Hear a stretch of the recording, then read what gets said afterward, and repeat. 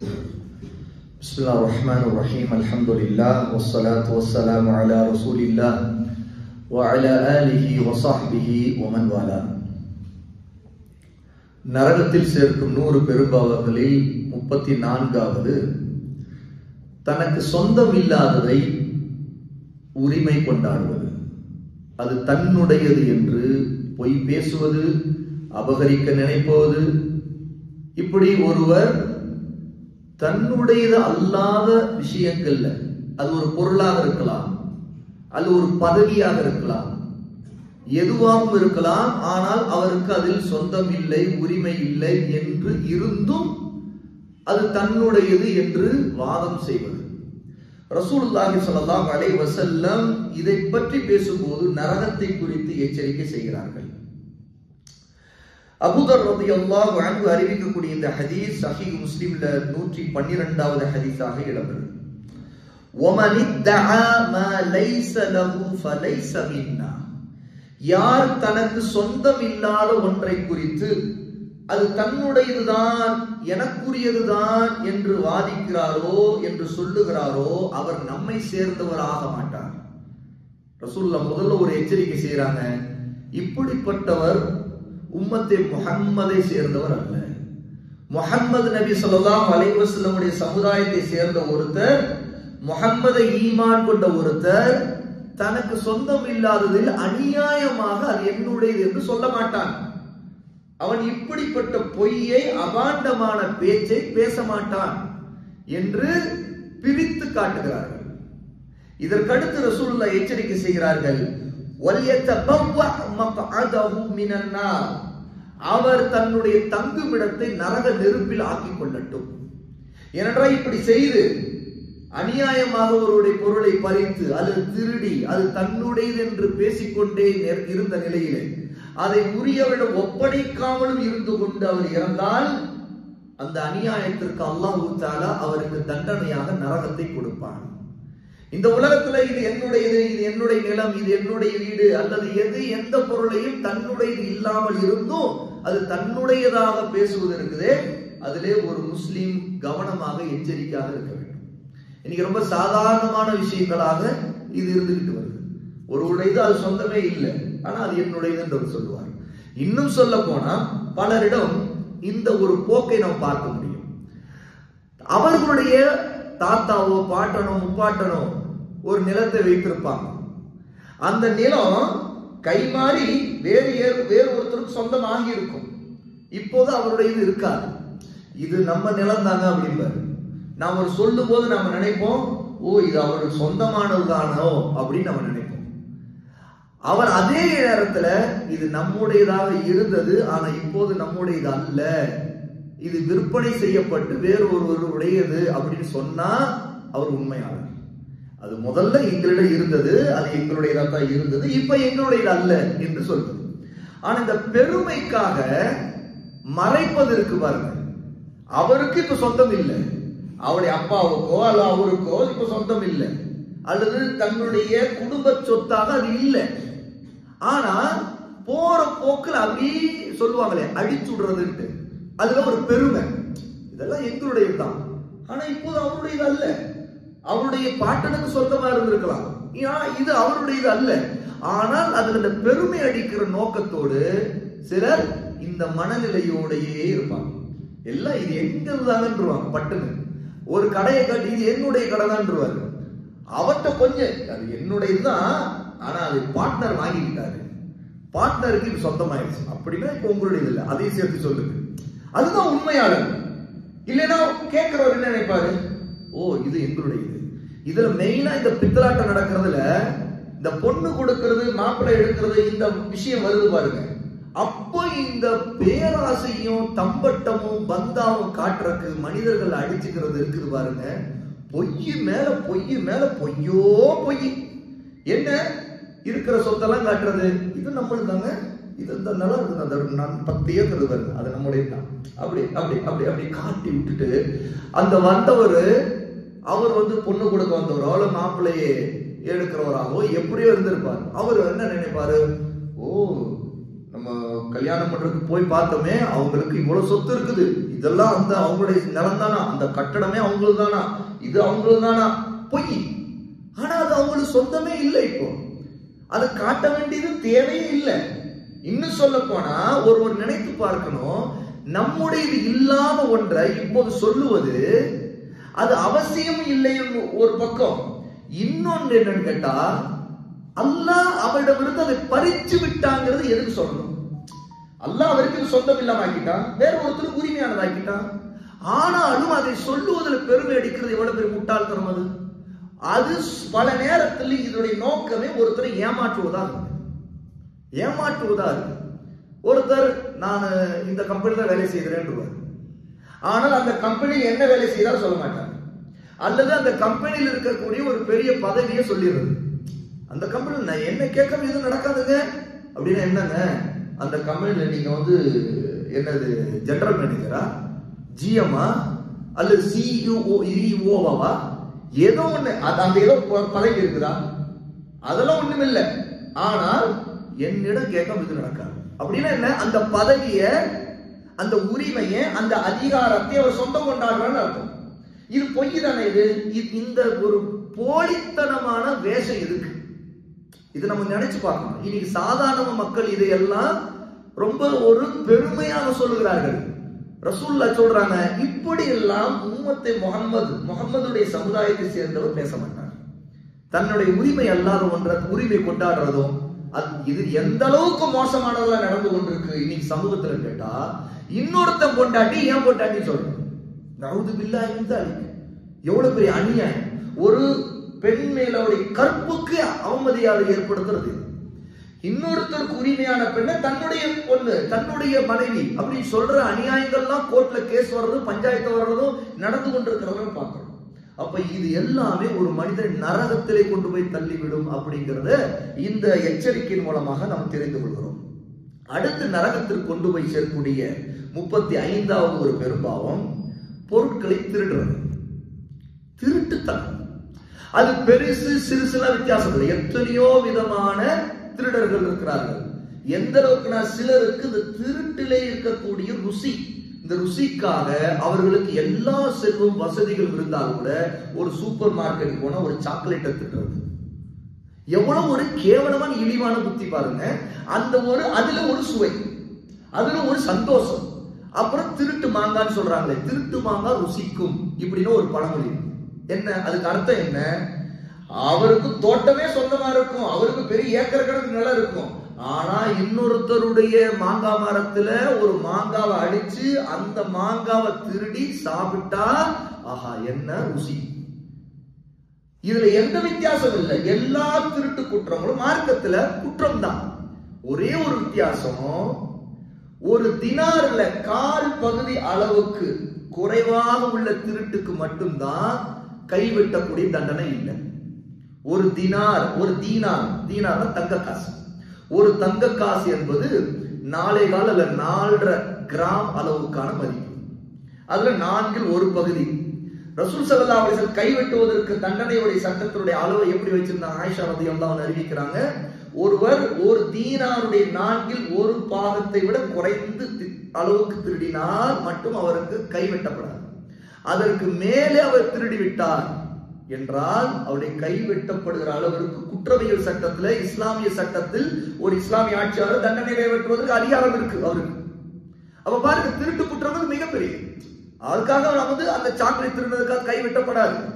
ஆனால் அந்த புத்தி இருக்குது பாருங்க. இப்ப சாக்லேட் திருடுறவன் அடுத்து அதை விட பெருசு திருடுவான். பலரும் திருடுகிறவர்கள் யாருமே எடுத்தவுடனே ஒரு பெரிய பொருளை திருடுறது இல்லை.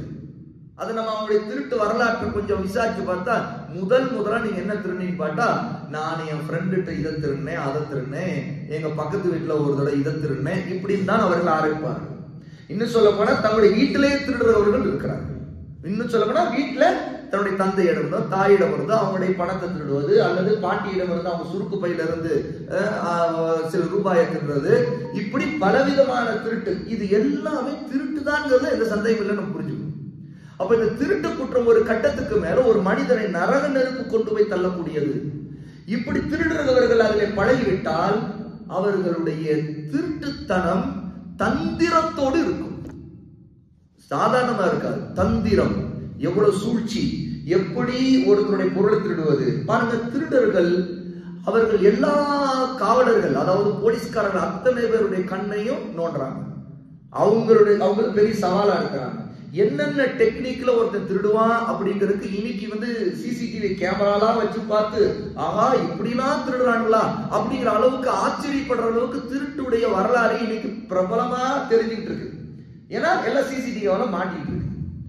ரசூலுல்லாஹ்வுடைய காலத்துல ரசூல் ஸல்லல்லாஹு அலைஹி வஸல்லம் ஒரு தடவை சொன்னார்கள். ஜாபிர் இப்னு அப்துல்லாஹ் ரலியல்லாஹு அன்ஹு அறிவிக்கக்கூடிய இந்த செய்தியை இமாம் முஸ்லிம் 1652 பதிவு செய்யறாங்க. நரகத்தில் ஒருவரை நான் பார்த்தேன். நரகம் என் கண் முன்னே கொண்டு வரப்பட்டு காட்டப்பட்டது. அதிலே ஒரு மனிதனை நான் பார்த்தேன். அதனுடைய நரகத்துடைய தீ ஜுவாலையை நான் கண்ணால் பார்க்கிறேன். அது என்னை தாக்கி விடுமோ என்று கூட நான் பயந்தேன். நரகத்துடைய ஜுவாலை, நெருப்பின் ஜுவாலை, பிளேம்ஸ், அது அப்படியே என் கண்ணுக்கு காட்டும் போது என் முகத்துக்கு நேரம் காட்டுவோம். அது என்னை சுட்டுடுமோ, அது என்னை தாக்கிடுமோன்ற அளவுக்கு நான் பயந்து போனேன். அந்த அளவுக்கு நரகம் பக்கத்தில் எனக்கு காட்டப்பட்டது. இதை சொல்லிட்டு சொல்றாங்க, நான் அந்த நேரத்தில் இப்படி காட்டப்பட்ட நேரத்தில் நான் பயந்து பின்வாங்கி ஓடினேன். பின்வாங்கி அப்படி அது என் மேல என்னை அடிச்சிடுமோ, அந்த நெருப்பு என் மீது பற்றி விடுமோ அப்படிங்கிற அளவுக்கு பயந்தேன். அப்போது ஒரு மனிதனை நான் நரகத்தில் பார்த்தேன். அவனுடைய நிலை எப்படி என்றால், அவன் மோசமான ஒரு திருடன். அவனுடைய கையில ஒரு தடி இருக்கும். இந்த உலகத்தில் திருடிய முறையில் கையில் ஒரு தடி இருக்கும். அந்த தடியுடைய நுனி அது வளைந்திருக்கும், ஒரு கொக்கியாக இருக்கும், ஒரு கொக்கி போல வளைந்திருக்கும். அவனை நான் பார்த்தேன். அவன் எப்படிப்பட்டவன்? அவன் திருடுறதுக்கு தடியால் கொக்கி உள்ள ஒரு தடியை வைத்துதான் திருடுவான். அவன் நரகத்தில் அவனுடைய குடலை இழுத்து கொண்டு போவதை நான் பார்த்தேன். நரக நெருப்பில் அவன் குடல் வெளியே விழுந்து அதை இழுத்து கொண்டே அவன் நரகத்தில் சுற்றி கொண்டிருப்பதை போவதை நான் பார்த்தேன். அவன் எப்படிப்பட்ட திருடன்? அவன் தன்னுடைய கைத்தடியின் முனையை, அதனுடைய கொக்கி போன்ற அந்த கொக்கியை வைத்து, வளைவை வைத்து அவன் ஹஜ்ஜுக்கு வரக்கூடிய பயணிகளிடம், ஹாஜிகளிடம் திருடி வந்தான். எப்படி திருடுவான்? அவன் தன்னுடைய தோல் புஜத்திலே அந்த கொக்கியை வைத்துக் கொள்வான், வைத்துக் கொண்டு திருடுவான். அப்பொழுது அவனுடைய திருட்டிலே மக்களிடம் இருக்கக்கூடிய பொருள்களை அந்த கொக்கியின் மூலமாக லாபகமாக தூக்கி விடுவான். மக்கள் அந்த காலத்துல தோல் புஜத்தின் மீது, தம்முடைய தலையின் மீது பொருள்களை வைத்துக் கொண்டு போவாங்க. அப்போ அவன் அந்த கொக்கியை கொண்டு லாபகமாக அந்த பொருள்களை திருடி விடுவான். எப்போதாவது சிக்கிக் கொண்டான். என்ன அவனுடைய தந்திரத்தை பாருங்க. யாராவது அவனை பிடித்து அவன் திருடுவதை பார்த்து அவனை கொக்கியில் இருக்கிறதை இப்படி திருடுறான், இன்னொரு பொருளை திருடிட்டான் அப்படின்னு அவன் அம்பலமாகி மாட்டிக்கொண்டால் உடனே அவன் என்ன சொல்லுவான்? என்னுடைய கைத்தடியில் இருக்கிற இந்த கொக்கியில் அதை மாட்டிக்கிச்சு என்று சொல்லுவான். எப்படி? இப்படித்தான் இன்னைக்கு திருடுறவர்களும் பலவிதம். அதுல அப்படியே ஒரு நடிச்சு அப்படியா ஒரு செருப்பு போடுவார். அவர் தெரிஞ்சே போடுவார். அடடா, ஓ இது ஏன் செருப்பு இல்லையா? எப்படி? இந்த மாதிரி இதெல்லாம் அதற்கு உதாரணம். இப்படி எத்தனையோ உதாரணங்களை சொல்லலாம். அது இது என்னுடைய, நான் நினைச்சேன் இது எங்க நிலம் தானே, நான் அதனால கல்ல அந்த பக்கம் வச்சிருந்தேன். ஓ அளந்து பார்த்தா தெரியுது நம்முடைய நிலத்துல வராது. தெரியாம நான் சோரை எழுப்பிட்டேன். இது எங்களுடைய இடம் தான் நினைச்சிருந்தேன். அப்புறம் அடடா இது நம்முடைய இடம் இல்லையா, தெரியாம எழுப்பிட்டேங்க, சோரை எழுப்பிட்டேன், கொஞ்சம் அட்ஜஸ்ட் பண்ணிக்கங்க. எப்படி? அடுத்து என்ன? அட்ஜஸ்ட் பண்ணிக்கங்க, கொஞ்சம் பொருட்படுத்தாம பெருந்தன்மையா விட்டுடுங்க. ஆனா அப்ப என்ன அர்த்தம்? இவர் எந்த அளவுக்கு அந்த நிலத்தை அபகரிச்சு சோரை எழுப்பினாரோ, வீடை கட்டினாரோ, அல்ல என்னென்ன அக்கிரமம் பண்ணாரோ, அது கையும் களவமா பிடிக்கப்பட்ட பிறகு, நீதியின் தராசு நிறுத்தப்பட்டு வழக்குக்கு வந்த பிறகு, அடடா ஆமா ஆமா ஆமா தெரியாம நடந்துருச்சுங்க, நானும் நினைச்சது இது எங்களுடைய தான் நினைச்சேன், எங்க தாத்தா எங்க பாட்டெல்லாம் இது எங்களுடைய நலம் தான் சொல்லிட்டு இருந்தாங்க. இப்படி பல விதத்துல திருடுறவர்கள், தந்திரம் மோசடித்தனத்திற்கு வழியை தேடுகிறவர்கள் இன்னைக்கு நிறைய பேர் இருக்கிறாங்க. ரசூல்லா காலத்துல ரசூல் ஸல்லல்லாஹு அலைஹி வஸல்லம் ஹாஜியிடம் திருடி கொண்டு ஒரு திருடனை பற்றி சொல்றார். கொக்கி வைத்துக் கொண்டு திருடுறது, அதுல மாட்டிக்கிட்டு அவனும் மாட்டிக்கிட்டான்னா இதுல தெரியாம மாட்டிக்கிச்சுன்னு சொல்றது. எப்படி? பொருள் மாட்டி விட்டது, அப்புறம் அவனும் மாட்டி விடுகிறான். பிறகு சொல்லுவான் அந்த கொக்கையின் மேல அவன் சாக்கு சொல்லிடுவான். அது தெரியாம மாட்டிக்கிச்சுங்க, எனக்கு தெரியாது, இது உங்களுக்கு தான் வந்தாங்க அல்லாஹ் நல்லபடி பத்திரமா போய் ஹஜ் செய்யுங்க, அல்லாஹ்வோட எங்களுக்கு துஆ செய்யுங்க. எப்படி திருடர்கள் நிறைய பேர் அவங்க சொல்லும் போது திருடர்கள் திருட்டு தப்பிக்கிறதுக்கு அல்லாஹ்வை எடுக்கிறது, அல்லாஹ்வோட எங்களுக்கு துஆ செய்யுங்க அப்படி. அப்ப இந்த மாதிரியான திருடர்களை பற்றி ரசூல் ஸல்லல்லாஹு அலைஹி வஸல்லம் இப்படி சொல்லிவிட்டு, இப்படியும் சிலர் இருக்கிறார்கள் யாருக்கும் தெரியாவிட்டால் ரசூல் சொல்றாங்க, யாருக்கும் தெரியல அவன் திருடனா அதை அப்படியே அபேஸ் கொண்டு போய்விடுவான், அப்படி பறிச்சுக்கிட்டு போய்விடுவான் அப்படிங்கிறாங்க. இந்த மாதிரி நிறைய கடைகள்ல போய் பொருளை வாங்குற மாதிரி நடிச்சுட்டு ஒரு பொருளை எடுத்துறது, அப்போ வந்து பில் போடுற நேரத்தில் பில் போடாம அப்படிங்குது. அப்புறம் குழந்தை எடுத்து வச்சுட்டு தெரியும். சிலர் சூப்பர் மார்க்கெட்டுக்கு போறது, போயிட்டு குழந்தைங்க வந்து ஒரு சாக்லேட் எடுத்துருங்க, அது எடுத்துருங்க, பிஸ்கட் பாக்கெட் எடுத்துருங்க, தெரியும் பில் எல்லாம் போட்டுட்டு கடைசியில் நகர நேரத்துல அப்ப அந்த பில் போடுறவரு, இது பிஸ்கட் பாக்கெட் இருக்கு, இதுக்கு பில் போட்டீங்களா, என்ன எடுத்திருக்கியா? உண்மையிலே சில நேரத்தில் நடக்கும். அது அல்லாஹ் குற்றம் பிடிக்க மாட்டான். அது நாம கவனம் இல்லாம இருந்து, அவங்களும் கவனம் இல்லாம இருந்து, பிள்ளை எடுத்தது நாம பார்க்கலன்னா அல்லாஹ் நம்ம மன்னிச்சிருவோம். ஏன்னா இதுல யார் மீது குற்றம் வரும்? ஒரு குழந்தை எடுத்த விஷயம் நாம எச்சரிக்கையா இருக்கணும், அது வேறு. நாம் கவனமா இருக்கணும். பிள்ளைகள் ஏதாவது பொருளை எடுத்துன்னா அவங்க உயரத்துக்கு தகுந்த மாதிரி தான் எல்லா பிஸ்கெட்டு எல்லாம் வச்சிருப்பாங்க, அவங்க எடுக்கிற மாதிரி. ஏன்னா அந்த பிள்ளைங்க எடுத்துச்சுன்னா அடுத்து பில் போடலான்னு அங்க ஒரு டெக்னிக் வச்சிருப்பாங்க. எப்படி சூப்பர் மார்க்கெட்ல பிள்ளைங்க எடுக்கிறதுக்கு தகுந்த மாதிரி அது பார்க்கறதுக்கு தகுந்த மாதிரி வச்சிருப்பாங்க, ஏன்னா பிள்ளைங்க விரும்புங்க அப்படிங்கிறதுக்காக. ஆனாலும் நாம் கவனமாக இருக்கணும். நாம் இதுல உண்மையாகவே அல்லாஹ்வுக்கு உண்மையா இருக்கும், அல்லாஹ் பார்த்து கொண்டிருக்கிறான். நாம எந்த பொருளையும் திருடியதன் அடிப்படையில நாம உண்மையிலேயே அல்லாஹ்வோட குற்றவாளி ஆகிவிடக் கூடாது. அறியாமல் நடந்தால் அல்லாஹ் மன்னிச்சிருவோம், அது நம்ம தெரியாம நடந்துருச்சு. ஆனா தெரிஞ்சு கொண்டே மக்களை ஏமாற்றுவதற்காக ஒரு கடைக்காரரையோ அல்லது யாரையோ சொந்த பந்தத்தையோ ஏமாற்றுவதற்காக செய்கிற இந்த அநியாயத்திற்கு அல்லாஹ் தஆலா நரக தண்டனையை இங்கே எச்சரிக்கை செய்கிறார். அடுத்து 36வது ஒரு பெரும் பாவம், ஒருத்தர் அமானத்தாக ஒரு பொருளை கொடுத்து வைக்க, அதை பாதுகாப்பா வையுங்கன்னு சொல்ல, அந்த அமானித பொருள்களிலேயே திருடுவது. அதுக்கு ரெண்டு விதம். ஒண்ணு, அவர் கொடுத்ததை மறுப்பது, அது மிகப்பெரிய அநியாயம், அது ஒரு நம்பிக்கை மோசடி, அது முனாஃபிக்குடைய பண்பு. ஒப்படைக்கப்பட்ட பொருளை திரும்ப ஒப்படைப்பது இறையச்சத்துடைய அடையாளம், ஒரு முஸ்லிமுடைய அடையாளம். எந்த அளவுக்கு கேட்ட ரசூல் ஸல்லல்லாஹு அலைஹி வஸல்லமுடைய தனித்தன்மையே அவருடைய அமானத்து தான். அவங்க இந்த தீனுக்கு மிகப்பெரிய அமானத்தாக வந்தாங்க. அது மட்டும் இல்லை, இந்த உலகத்தின் எல்லா மனிதர்களுக்கும் அமானத்தா வந்தாங்க. காபிர்கள் கூட ரசூலுல்லாஹ்வுடைய அமானத்துடைய அந்த நம்பகத்தன்மையின் மீது கொஞ்சம் கூட சந்தேகப்படாது. எந்த அளவுக்கு கேட்டா, ரசூலுல்லாஹ் நபியாகுவதற்கு முன்பே மக்காவில் அவர்களுக்கு சூட்டப்பட்ட ஒரு சிறப்பு பெயர் என்ன தெரியுமா? அல் அமீன். அல் அமீன் என்று சொன்னா நம்பிக்கைக்கு உரியவர், அமானத்தை பேணக்கூடியவர். அவரை நம்பினால் மோசடி செய்ய மாட்டார், வாக்குறுதி மீற மாட்டார். அவரிடம் ஒன்றை ஒப்படைத்தால் நிச்சயமாக அதை நம்மிடம் திரும்ப ஒப்படைப்பார்.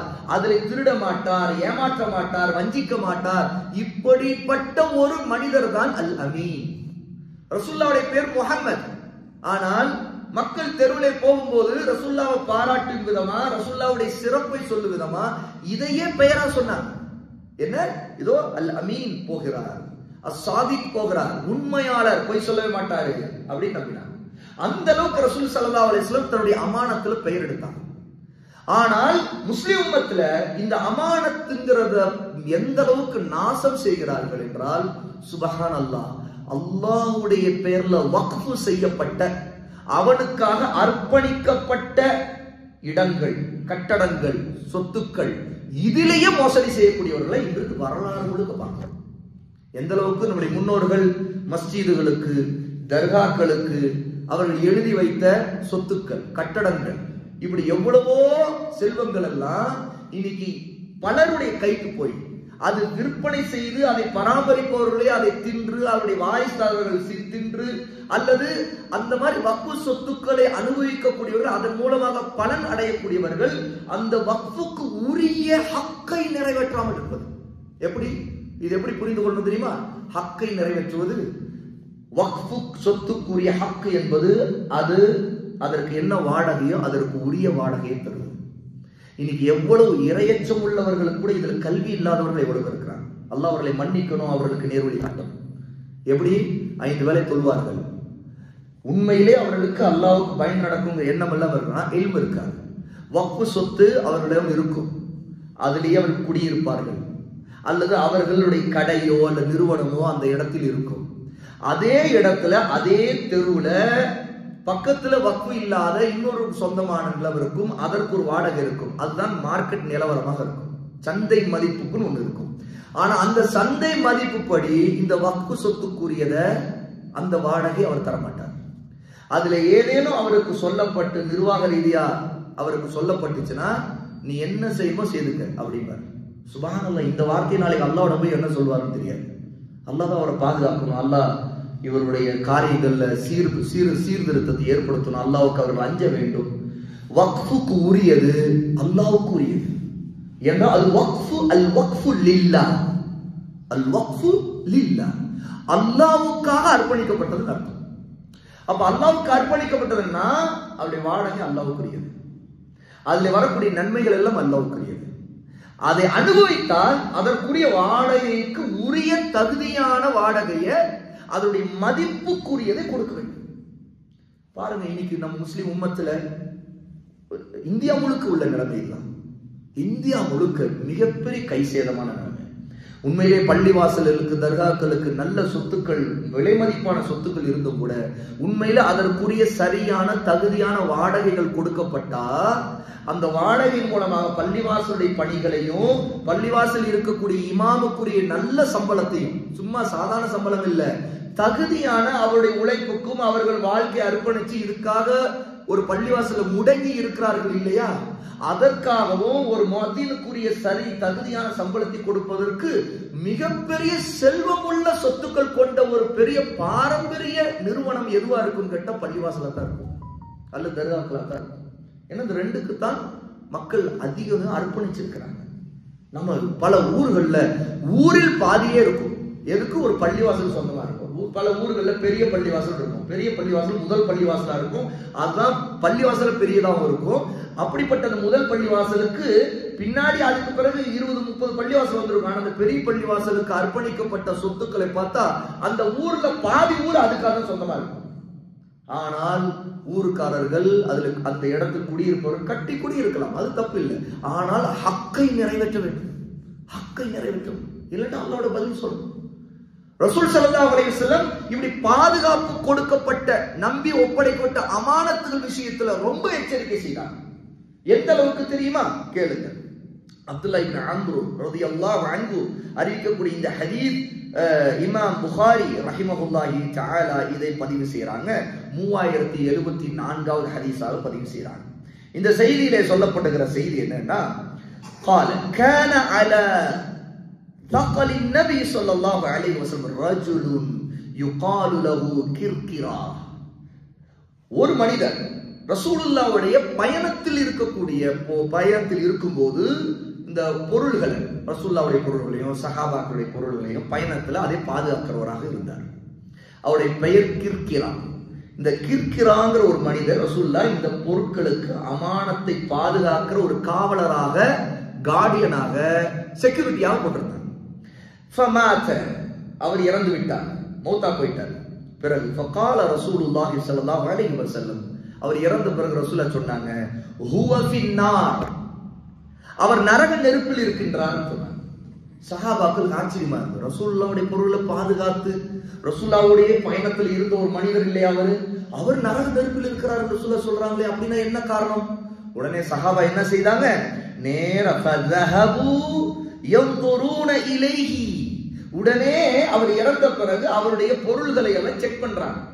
என்னென்ன பொருள்கள் வச்சிருக்கிறாரு, ஏன் ரசூலுல்லாஹ் இவர் நரக நெருப்புல இருக்காருன்னு சொன்னாங்களே அப்படின்னு சொல்லிட்டு அவருடைய உடைமைகள், அவரிடம் இருக்கக்கூடிய அவருடைய பை என்ன வச்சிருக்காரோ எல்லாத்தையும் பாக்குறாங்க. இறந்து போயிட்டாரு, இனி அவருடைய பொருள்கள்ல என்ன இருக்குன்னு பாக்குறாங்க. فوجدوا عباءة قد خلها, அப்போது அவருடைய உடைமை அந்த பொருள்களுக்குள்ளே ஒரு மேல் அங்கி இருந்தது. மேல என்ன? அபா. அபானா என்ன? போடுவோம் இல்ல, மேல ஒரு முழு அங்கி, ஒரு முழு அங்கி, ஒரு அபா. இந்த அபா இந்த சவுதிகள்லாம் போடும், சாதாரண போடும், தோப்புன்னு சொல்லுவோம்ல, இந்த மாதிரி ஒரு முழு அங்கி ஒன்று, மேலங்கி, மேலே போட்டுக் கொள்கிற ஒரு அங்கி அவரிடம் இருந்தது. இது அவர் மோசடி செய்து அந்த பயண பொருட்களிலிருந்து திருடி கொண்டு வைத்தது. அதுதான் அவர் செய்தது. ஒரே ஒரு அபா.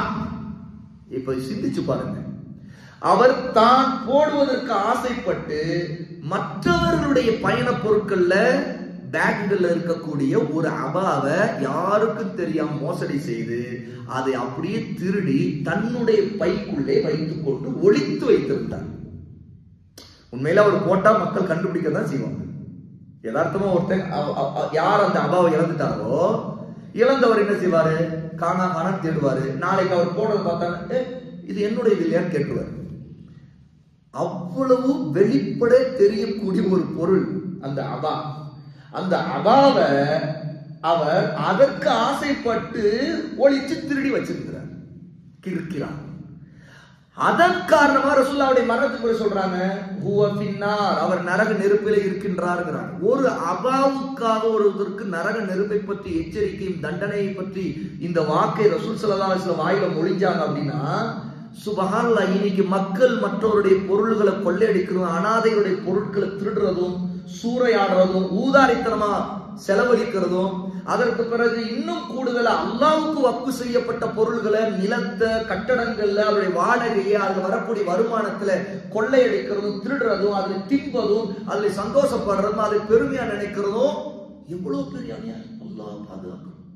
இன்னைக்கு சாதாரண மக்கள் நினைக்கூடிய இந்த பாவம், அல்லாஹ் அவர்கள் இந்த உலகத்தில் இருக்கும்போதே தங்களுடைய இந்த தவறை, பாவத்தை நினைத்து வருந்தி, அல்லாஹ்வோட கண்ணீர் சிந்தி வருந்தி தௌபா செய்யாம, அதை திரும்ப ஒப்படைக்காம, அந்த ஹக்கை எல்லாம் நிறைவேற்றாம, அப்படி எதுவும் நடந்து அது தங்கள் சொந்தமானதா ஆக்கி கொண்டு, எப்படின்னா சில நேரத்துல ஒரு ஓட்டைகள் இருக்கும், சட்ட ரீதியான ஓட்டைகள். இந்த சட்டத்தில் இருக்கக்கூடிய ஓட்டைகளை எல்லாம் பயன்படுத்தி சிலர் என்ன செய்வாங்க, சொந்தமாக்கிடுவாங்க. அதை சட்ட ரீதியா எதிர்கொண்டு அதற்கு எதிராக கேஸ் போட்டா கூட நிக்காது. ஏன்னா நிக்கிறது எது நிற்கும், பேப்பர் தான் நிற்கும், அங்க வாதம் தான் நிற்கும். அப்போ என்ன ஆகும், ஆட்சியாளர் அல்லது ஒரு நீதிபதி இந்த அநியாயக்காரனுக்கு சாதகமா கூட தீர்ப்பளிச்சுவார். ஆனா அந்த அநியாயக்காரனுக்கு தெரியும், உண்மையில நாம கில்லாடியா கிரிமினல் வேலையெல்லாம் செய்துதான் இதை நமக்கு சொந்தமாக்கி இருக்கிறோம் அப்படின்னு. அல்லாஹ் அனைத்து அறிந்தவன், இவனே அறிவான் என்று அல்லாஹ் அறியாமல் இருப்பானா? எல்லாமே தெரிந்தவன் அல்லாஹ். ஆனால் இவன் இந்த மனிதன் தன்னுடைய அநியாயத்தை உணர்ந்து, ஆஹா நாம இப்படி செய்துட்டோம், நம்ம மௌத்துக்கு முன்னாடி இது தௌபா செய்யாம மீறாம போனா அல்லாஹ்வோட நம்ம தப்பிக்கவே முடியாது. ஒரு மேலங்கி அபகரிச்சதுக்காகவே அவருக்கு ஒருத்தருக்கு நரகம் ரசூலுல்லாஹ் எச்சரிக்கை செய்தாங்கன்னா நம்முடைய நிலைமை என்ன ஆகும்? மௌத்தை பத்தி பயப்படணும், மௌத்துக்கு பிறகு உள்ள வாழ்க்கையை பத்தி பயப்படணும். அப்படி பயந்தாருன்னா உண்மை அவர் என்ன தெரியுமா செய்யணும், பிள்ளைகளுக்கு வசியத் செய்யணும். இது இந்த பொருள் என்னுடைய அல்ல, இது எங்களுடையது அல்ல, நம்முடைய அல்ல, இது இந்த பள்ளிவாசலுக்குரியது அல்ல, இந்த வக்ஃபுக்குரியது அல்ல, இன்னாருக்குரியது. அது வெறும் பள்ளிவாசல் வக்ஃபு சம்பந்தப்பட்ட மட்டுமா இருக்கலாம், மற்றவங்க தான் கூட இருக்கலாம், இன்னொருத்தருக்கு சொந்தமானதா இருக்கும். அநியாயமா சட்டத்தில் இருக்கிற ஓட்டைகளை பயன்படுத்தி இவர் தனக்கு சொந்தமாக்கி இருப்பார். உண்மையில் அவர் திரும்ப ஒப்படைக்கணும். ஒப்படைக்காம அவர் இறந்தார் என்றால் நாளை அல்லாஹ் தஆலா அதை வைத்து தீர்ப்பளிப்பான். யார் பாதிக்கப்பட்டாரோ, யாருக்குரியது இவரை பறித்தாரோ, என்ன கிரிமினல் வேலையெல்லாம் செய்து தந்திரங்கள் சாதுரியமான எல்லா திட்டங்களை தீட்டி ஒரு வேலை செய்து இவருடைய காரியத்தை சாதிச்சாரோ, அல்லாஹ்விடம் எதுவும் செல்லுபடியாகாது என்பதை இந்த இடத்துல இந்த ஹதீஸ்களை படிக்கும் போது நாம் அதிகம் அல்லாஹ்வுக்கு பயப்பட வேண்டும். அல்லாஹ்வுடைய அடியார்களே, அவர் அல்லாஹ் சுப்ஹானஹு வ தஆலா இந்த பெரும் பாவங்களை விட்டு, நரகத்திற்கு நம்மை கொண்டு செல்லக்கூடிய, இழுத்து செல்லக்கூடிய இந்த அநியாயங்களை விட்டு நம்மை நாம் பாதுகாத்துக் கொள்வோமாக. அல்லாஹ்வோட தௌபா செய்வோமாக, அல்லாஹ்வுக்கு உண்மையாக இருப்போமாக. எதுவும் நிரந்தரம் அல்ல. அல்லாஹ்வுடன் நாம் போகும்போது அல்லாஹ் நமக்கு படைத்திருக்கிற சொர்க்கம் தான் நிரந்தரம். அவருடைய முகத்திற்கு அவருடைய அன்பை பெறுவதுதான் உண்மையானது. அவை அப்படிப்பட்ட நல்லவர்கள் அல்லாஹ் நம் அனைவரையும் ஆக்குவானாக. வ ஆகிரு தஅவானா அல்ஹம்துலில்லாஹி ரப்பில் ஆலமீன்.